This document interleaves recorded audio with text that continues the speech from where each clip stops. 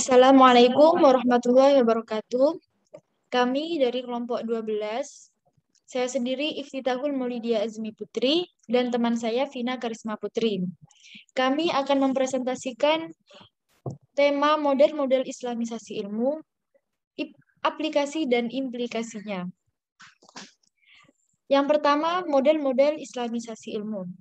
Model-model Islamisasi ilmu dibagi menjadi 3 bagian.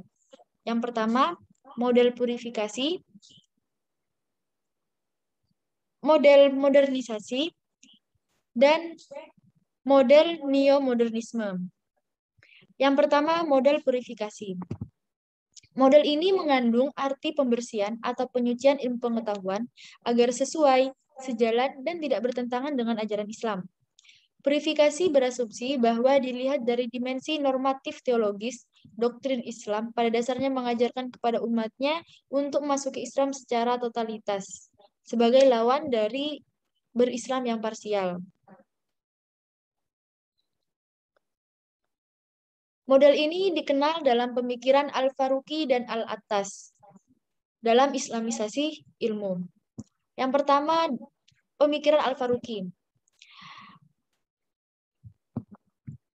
Yang pertama, menguasai khazanah intelektual muslim, menguasai khazanah ilmu pengetahuan modern, identifikasi kekurangan-kekurangan ilmu pengetahuan modern dalam perspektif ajaran Islam. Dan yang kedua, pemikiran Al-Attas. Pemikiran Al-Attas tentang ilmu pengetahuan merupakan sebuah konsep atau gagasan yang sudah muncul pada tahun 80-an. Gagasan Al-Attas muncul karena tidak adanya landasan pengetahuan yang bersifat netral, sehingga ilmu pun tidak dapat berdiri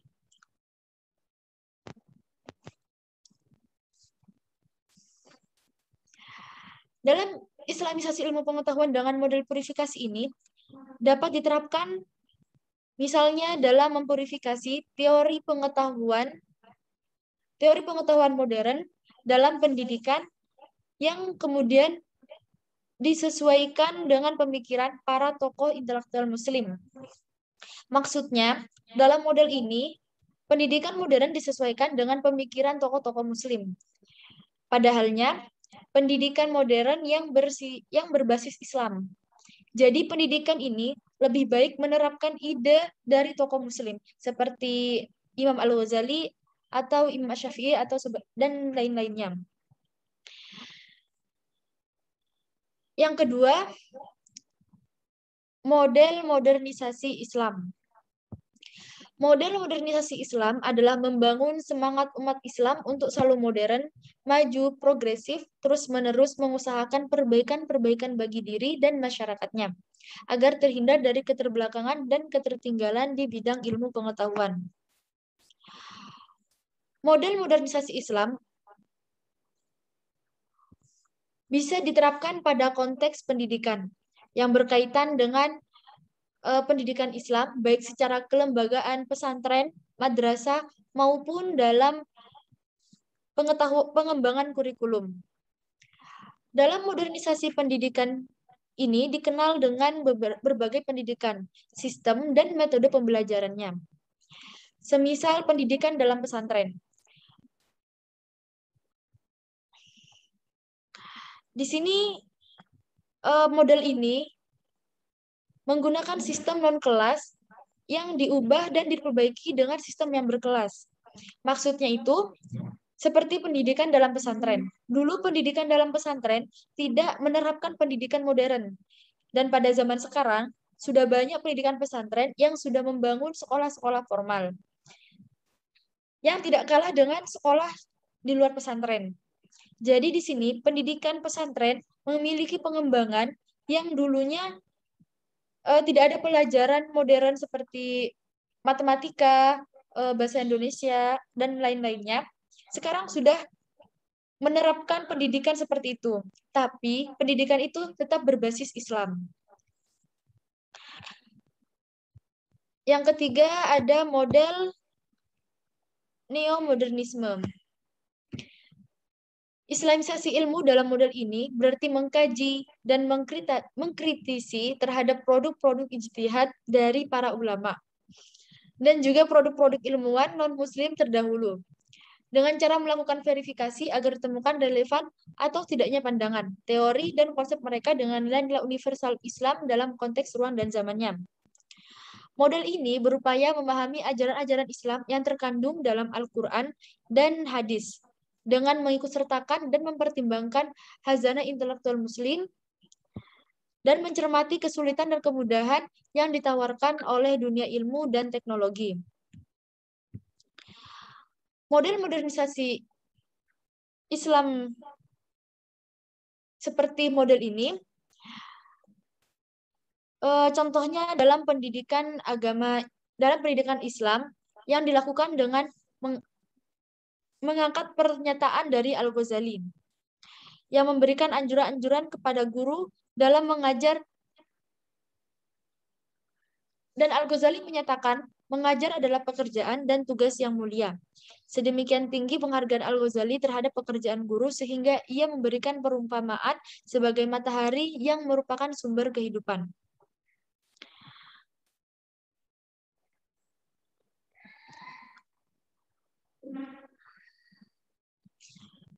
Contohnya seperti Bahsul Masail.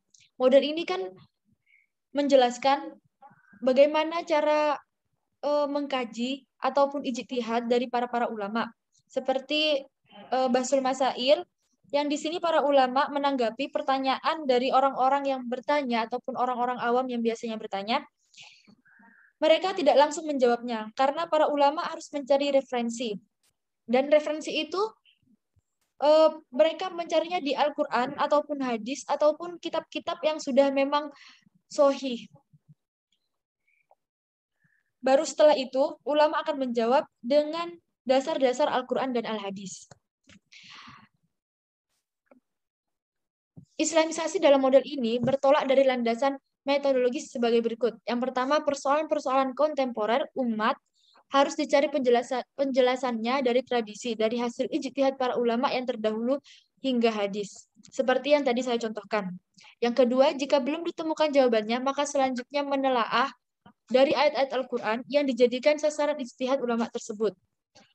Yang ketiga, melalui telaah historis akan terungkap pesan moral Al-Quran yang sebenarnya sebagai etika sosial Al-Quran. Yang keempat, dari etika sosial Al-Quran itu kemudian diturunkan dalam konteks umat sekarang atas persoalan yang dihadapi umat tersebut. Yang kelima, fungsi Al-Quran di sini bersifat evaluatif, legitimatif, hingga memberi pendasaran dan arahan moral terhadap persoalan. Selanjutnya akan disampaikan oleh Vina Karisma Putri. Selanjutnya yaitu aplikasi Islamisasi ilmu.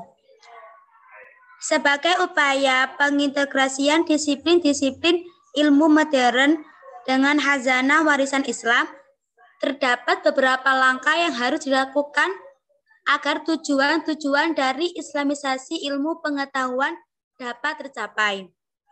Untuk merealisasikan tujuan-tujuan tersebut, Al-Faruqi menyusun 12 langkah yang secara kronologis harus dipublikasikan, diantaranya ialah sebagai berikut. Yang pertama, yaitu penguasaan disiplin ilmu modern.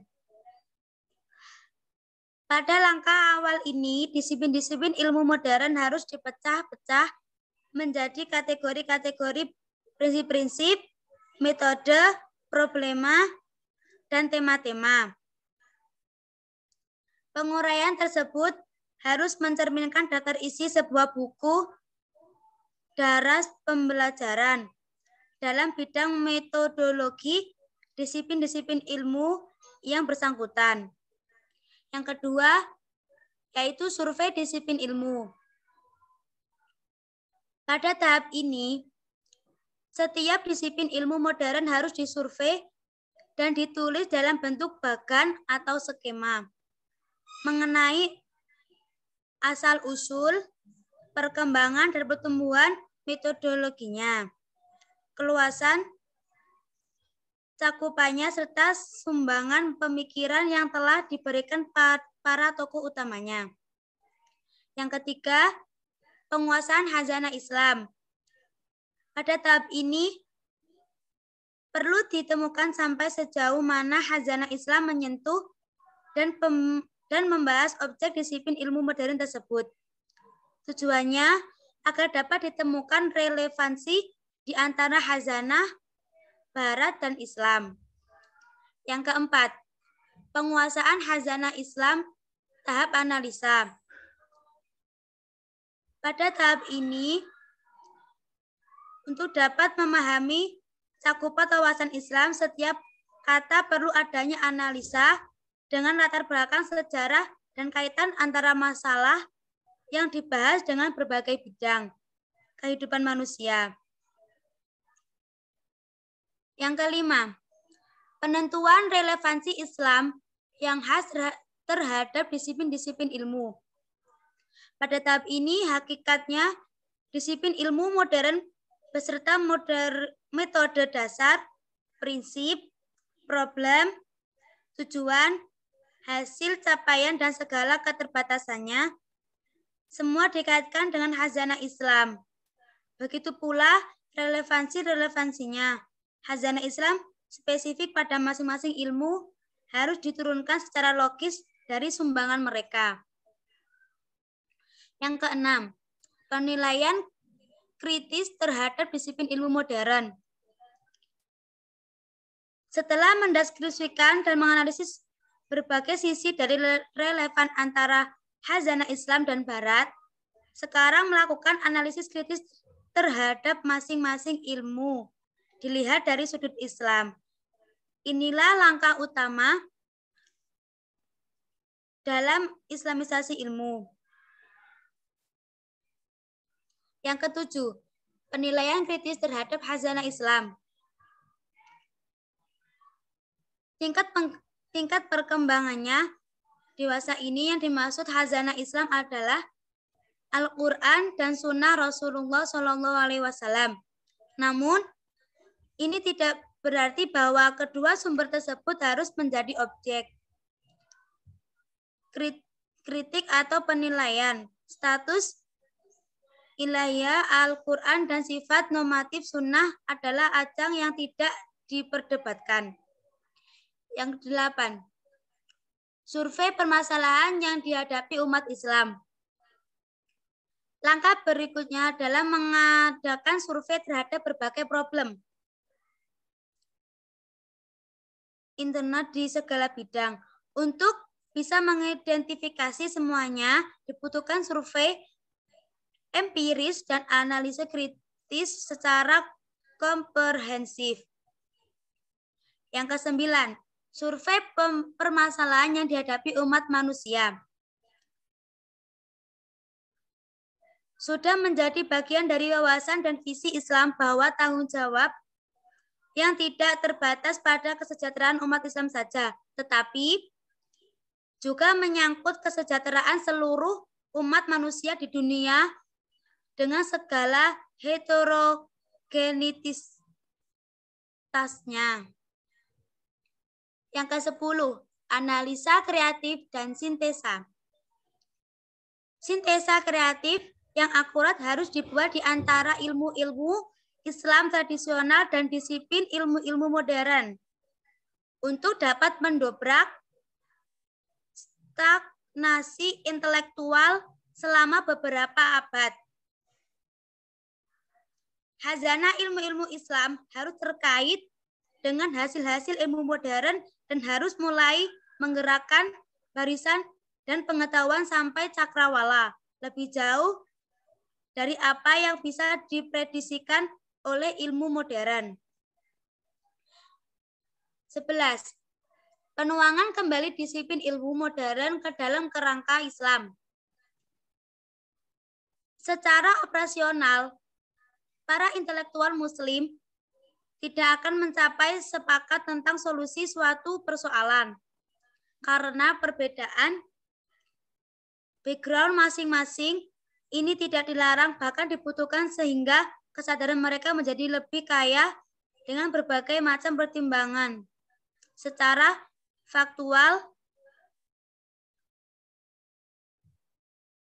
umat Islam abad pertengahan mampu menciptakan dinamika karena Islam bisa menjadi wadah untuk menampung segala macam ide dan gagasan baru. Yang terakhir, penyebaran ilmu-ilmu yang telah diislamikan. Suatu kesia-siaan apabila karya-karya yang berharga tersebut hanya dinikmati oleh masing-masing orang tertentu atau dalam kalangan terbatas. Tentu saja yang diharapkan lebih dari sekedar memberikan informasi, membuat pembaca menjadi alat untuk maju dan berjaya dengan nama Allah mencapai apa yang belum dicapai umat Islam.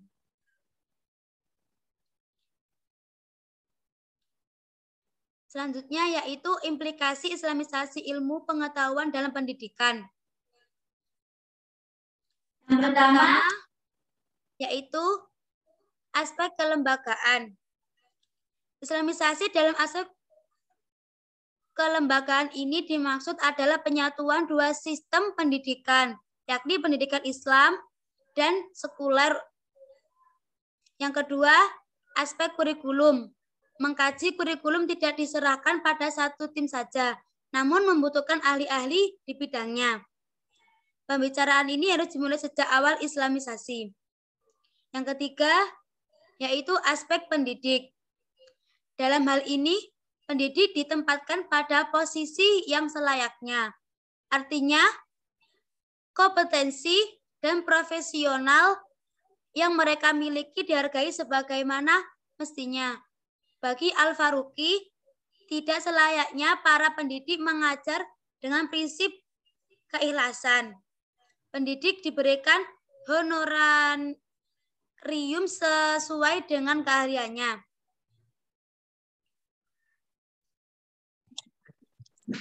Baik, kesimpulan dari materi, model purifikasi mengandung arti penyucian atau pembersihan ilmu pengetahuan agar sesuai sejalan dan tidak bertentangan dengan ajaran Islam. Sedangkan model modernisasi Islam membangun umat Islam agar selalu modern, maju, progresif, terus-menerus mengusahakan perbaikan diri dan masyarakatnya agar terhindar dari keterbelakangan dan ketertinggalan di bidang ilmu pengetahuan. Selanjutnya, model neomodernisme. Model ini mengkaji dan mengkritisi terhadap produk-produk ijtihad dari para ulama dan produk ilmuwan muslim yang terdahulu di bidang ilmu dengan cara melakukan verifikasi agar ditemukan relevan atau tidaknya. Saat ini di dunia didominasi peradaban barat yang dengan keunggulan ilmu pengetahuan dan teknologinya hingga menguasai dunia. Peradaban barat terbukti memberi kontribusi pada munculnya serangkaian krisis global. Pada kondisi ini, yang demikian, kehadiran ilmu pengetahuan Islami merupakan suatu kebutuhan bagi umat manusia.